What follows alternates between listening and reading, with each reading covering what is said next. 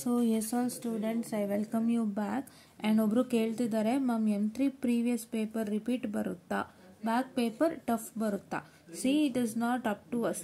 So just a minute, I very sorry for the distraction.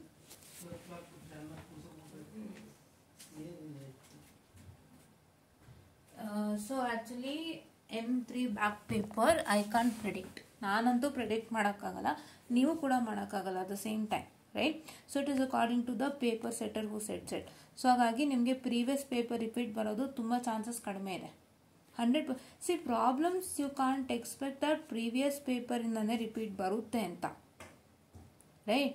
Like kind of problems ಅಂತ ಹೇಳಿದ್ರೆ not the topic. ತಪ್ಪಾಗಿ ತಿಳ್ಕೊಬೇಡಿ, ಟಾಪಿಕ್ಕೇ ಬರಲ್ಲ ಅಂತ ಅನ್ಕೋಬೇಡಿ. ಟಾಪಿಕ್ಸ್ ಬರುತ್ತೆ, that is 100% sure. But what is that you going to do as the numericals will not be the same. ಅದನ್ನು ಅರ್ಥ ಮಾಡ್ಕೊಳ್ಳಿ. ಸೊ ನೀವಿವಾಗ ಏನು ಮಾಡ್ತೀರಾ ಅಂದರೆ, what is that you all have to do for M3, especially mathematics ಅಂದರೆ ಹೇಳ್ಕೊಡ್ತೀನಿ ಏನು ಮಾಡಬೇಕಂತ.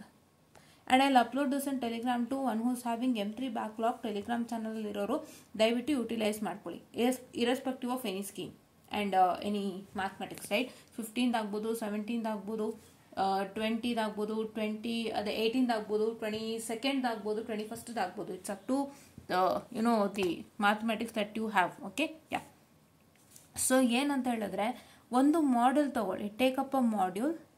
When you take up a module, you see how many questions, set of 6 questions or 4.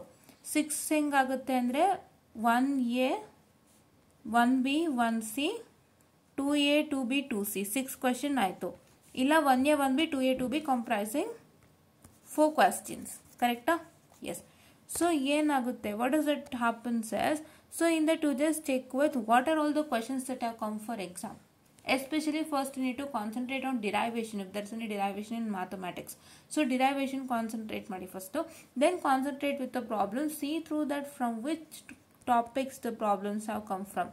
ಈಗ ಒಂದಿಷ್ಟು ಸೆಟ್ ಆಫ್ ಟಾಪಿಕ್ಸ್ ಇರುತ್ತಲ್ವ ನಿಮ್ಮ ಸಿಲೆಬಸ್ನಲ್ಲಿ, ಅದರಲ್ಲಿ ಯಾವ ಟಾಪಿಕ್ಕಿಂದ ಪ್ರಾಬ್ಲಮ್ಸ್ ಬಂದಿದೆ ಅಂತ ನೀವು ಚೆಕ್ಔಟನ್ನು ಮಾಡ್ಕೊಳ್ಳಿ.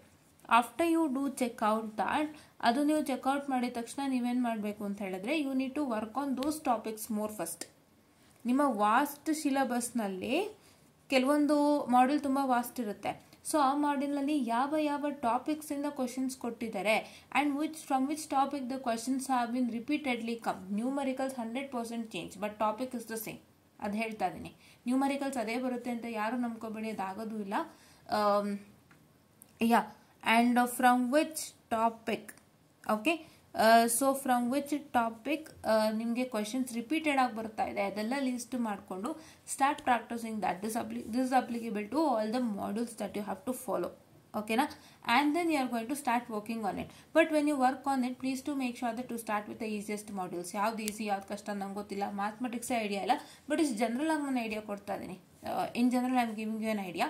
So you need to start with the easiest module, then come back to the difficult module. And if there is any derivation in mathematics in each and every module, don't leave that derivation, because ಆ ಡಿರೈವೇಷನ್ಗಳು ನಿಮ್ಗೆ ಏನಾದ್ರು 10 ಮಾರ್ಕ್ಸ್ಗೆ ಕೊಟ್ಟಿದ್ದಾರೆ, 12 ಕೊಟ್ಟಿದ್ದಾರೆ ಅಂತಂದಾಗ ಅದೆಲ್ಲ ನಿಮಗೆ use ಆಗುತ್ತೆ. So ದಯವಿಟ್ಟು ಅದನ್ನು ಬಿಡೋದಕ್ಕೆ ಹೋಗ್ಬೇಡಿ. ಆ್ಯಂಡ್ ಇದನ್ನು ಫಾಲೋ ಮಾಡಿ ಎಲ್ಲ ಮಾಡ್ಯೂಲ್ಸ್ಗೂ, and start with the easiest and then come back to the difficult. And work on with numerous number of question paper. ನಿಮ್ಮ ಸ್ಕ್ರೀನ್ಗೆ ಸಿಗೋಂಥ ಕ್ವೆಶನ್ ಪೇಪರ್ಸ್ ಎಲ್ಲನೂ ಓಪನ್ ಮಾಡಿ ನೋಡಿ, ಯಾವ್ಯಾವ ಟಾಪಿಕ್ಸನ್ನು ನಿಮಗೆ ಹೆಚ್ಚೆಚ್ಚು ಕ್ವಶನ್ಸ್ ಕೊಟ್ಟಿದ್ದಾರೆ, ಯಾವ ಟಾಪಿಕ್ಸಿಂದ ಕ್ವಶನ್ಸನ್ನು ಕೊಟ್ಟಿದ್ದಾರೆ. ಈಗ ಒಂದು ಕ್ವಶನ್ ಪೇಪರಲ್ಲಿ he has given you the questions from some set of topics, ಆಯಿತಾ? ಸೊ ಆ ಕ್ವಶನ್ ಪೇಪರ್ನ ಪಕ್ಕಕ್ಕಿಡಿ, ಅದು ನೀವು ನೋಡಾಯಿತು. ಮತ್ತೆ ನೀವು ಇನ್ನೊಂದು ತಗೊಂಡಾಗ you check with whether the topics that they have given in the first question ಪೇಪರಲ್ಲಿ ಯಾವ ಟಾಪಿಕ್ಸ್ ಮೇಲೆ ನಿಮಗೆ ಕ್ವಶನ್ಸನ್ನು ಕೊಟ್ಟಿದ್ದಾರೆ ಫಸ್ಟ್ ಕ್ವಶನ್ ಪೇಪರ್ಲಿ, ಆ ಟಾಪಿಕ್ಸು ಮತ್ತೆ ನನ್ನ ಸೆಕೆಂಡ್ ಕ್ವಶನ್ ಪೇಪರ್ಲಿ ರಿಪೀಟ್ ಆಗಿದೆಯಾ ಅಂತ ಚೆಕ್ ಮಾಡ್ಕೊಳ್ಳಿ. If it is repeated then it is very important ಅಂತ. So from the topic you got the question 2 times. ಒಂದು ನೀವು ನೋಡಿದಂಥ ಕ್ವಶನ್ ಪೇಪರ್, ಇನ್ನೊಂದು ನೀವು ಮತ್ತೆ ಹೊಸದಾಗಿ ತೊಗೊಳ್ತಿರಲ್ಲ ಆ ಕ್ವಶನ್ ಪೇಪರ್. ಆ ಥರ you need to check out with it and you need to mark the topics which are very important. That means they are repeated many times in the question paper ಅಂತ. ಆ ಥರ work out ಮಾಡ್ಕೊಳ್ಳಿ.